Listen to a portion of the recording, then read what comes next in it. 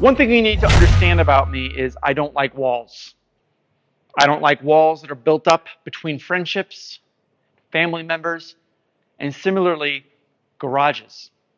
Walls create small spaces. I want big spaces. Take a look up there and you'll see what I did to my garage up until this point. It's a 1,500 square foot garage. And today we're going to be tearing down that wall. It is not load bearing. So please shut up with the comments about load bearing walls. Enjoy the show. That's right. If you take a look at my other video that I uploaded, you will see that I actually broke down most of this wall and this wall here. There was one that was dividing that half over there to where the blue car is right now. And I also created benches. This bench was very useful. It did serve a good purpose at the time. It is where I keep my zinc coating stuff and my bench tools. It also has some drawers, and that's where I store my oils. It also is where I store my tire installer and balancer underneath it. But we're going to be moving things around here. We're going to be shifting the shop a little bit in order to break down this entire wall, salvage some of these tables, and open up this space. And the main reason that I'm doing this is so that I can afford more room for storage of cars, including this E31 S85, which will end up being situated sideways now. And what that allows me to do is that allows me to install or to store another car sideways here. And I can still have one in this main bay right where I'm standing now. So I can actually have 5 cars in this garage comfortably. And I think that's the key word here is comfortably, is that I can have these cars standing, I can have them on jack stands, I can still have 2 cars on the lifts over here, and I can continue to work. I don't need that wall up. I realized that the main reason I had that wall there and kept it was for painting. You can see I have a yellow curtain here, and that yellow curtain was to close the gap between both halves and allow me to be able to paint and not get anything in here. What I realized was that I wasn't using it for paint at all. I wasn't doing much paint work. Very rarely do I do paint work. And, oh, by the way, in the event that I do need to do paint work over there in that quadrant, I can always just install another curtain, which I have an extra anyway, and draw it all the way to the edge so I can still quarantine that whole area if I wanted to.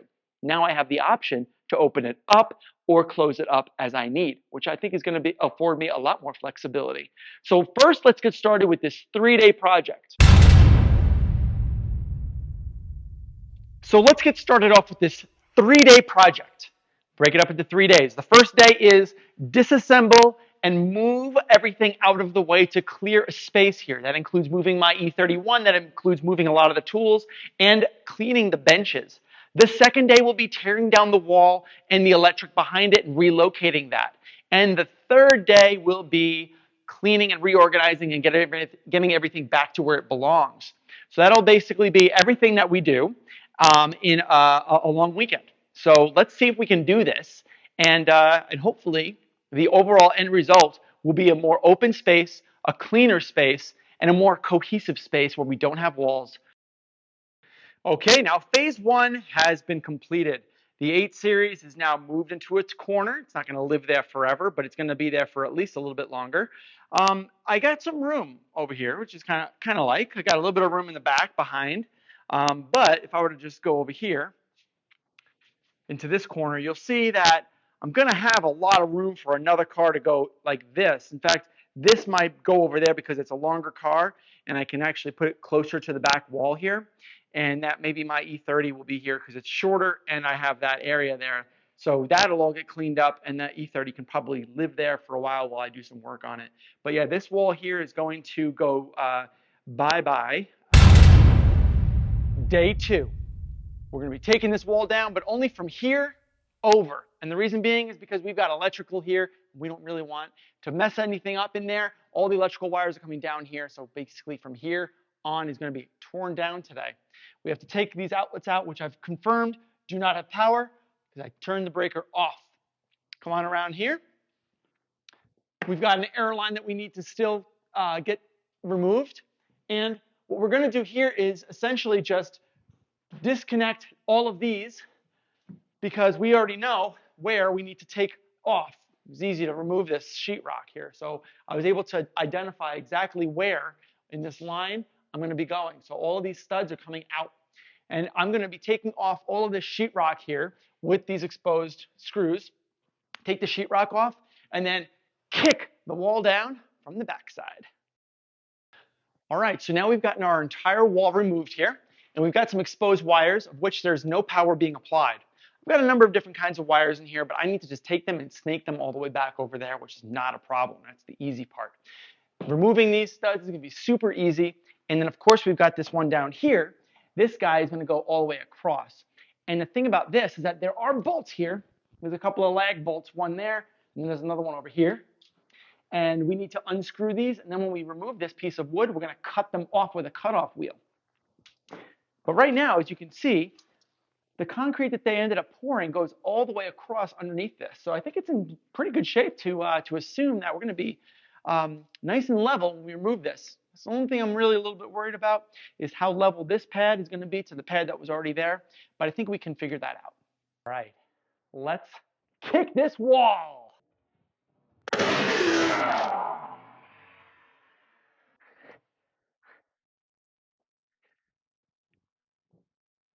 Hello.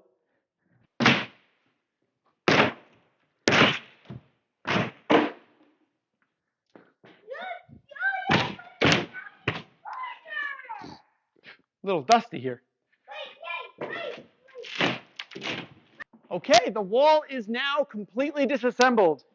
Just got to do these joists here, and we've got to take care of a lot of this wiring. So what we're going to do is we're going to snake up some of the wiring up through the ceiling, and then the rest of this wiring is going to snake back. In fact, we really don't need a lot of this wiring that you already see here. This blue, for example, is just an RJ45 cable that we use for my music system that we don't need anymore. So that's really what we're thinning all this out to, our thermostat wire here. But we're going to remove a lot of these outlets and start taking this wall down and sweep it up and see how it all looks. All right, so now we're down to the constituents of the wall. There is some wiring here. Now this wire goes up through the ceiling and it goes and powers those lights on that side. There's power that comes from the breaker that went across to a switch that powers those lights. So right now we don't have lights over there, but again, we don't have power either. I turned off most of the power on this, so I was able to safely remove these wires. I'm not exactly sure where this wire goes. I think it goes to more lights, so I wanted to make sure that I actually have this wire set up correctly and it's going to the right location. And of course, this one here is the thermostat wire that I need to route up and probably right back down to that little location. But I removed the lag bolts on the bottom, and now it's just a matter of just cutting out and getting rid of all of these girders and see how this thing looks. Welcome to day 3, and yes, don't worry, I won't bother you with that audio. I had a problem with my little dongle that went from USB-C to audio jack. There was an issue there, so we won't be using that anymore. Today, we are going to be doing a reorganization. You can see behind me, I've got my curtains set up basically, and I moved my E31 over to the other side. But as you can see here, I've got a lot of stuff here that I have to find a new home for. So that's going to be the next thing that I need to do, and a lot of that's going to be done in time lapses. I'm not going to explain every move I make or why, but I'm just going to do it, and hopefully it'll open up this garage floor quite a bit. So what I decided to do was take one of the tables that I've removed and repurpose it as a mobile workstation that has caster wheels on it, so I can roll it around to various projects. It's got a couple shelves built in, so I can put things on, tools or spare parts, and it really helps to double up as a mobile workstation. Oh, hi. I didn't see you there. So, looks like we're done. We've done everything we could do in a long weekend. Friday, we removed everything and cleared the way for the wall. On Saturday, we removed the wall and rerouted the electrical. And then today, Sunday, we've cleaned up everything. We've gotten a lot of stuff on rollers. Now we can take our mobile workstations where we need to and have a nice, easy way to work on cars wherever they are. And, oh, by the way, we have the added benefit of being able to store another car very comfortably in here. It's just a little bit of managing the way to get in and out of the garage door, but there's tons of room here to play, and there's tons of room here to work, and I still have the lifts, and it's just really nice to have this wide open space for activities. So, having said that, guys, my name is Frank from Garageaholic, and I hope you enjoyed this video, and I hope you subscribe. Thanks for stopping by.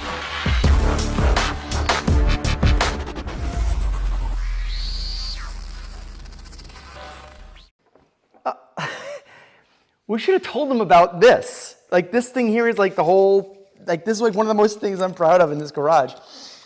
Don't have water in the garage, so now we've got a hand washing station.